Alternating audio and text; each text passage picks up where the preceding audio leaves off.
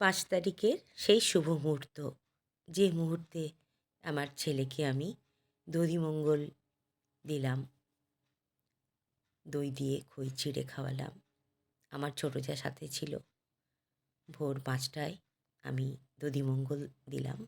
সেই দধিমঙ্গল অনুষ্ঠানের চিত্রগুলো আমি একসাথে করে তুলে রাখলাম। তুলে রাখার জন্য আমি আমার চ্যানেলের জন্য এটা তৈরি করলাম, আর সব বন্ধুদের জন্য। বিভিন্ন মুহূর্তগুলো দেখো আমি একসাথে বেঁধে রাখছি।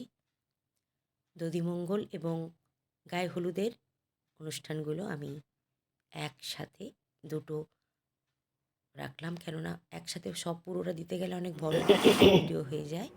তাই আমার তোমাদের ভালো লাগবে দধিমঙ্গলের মুহূর্ত।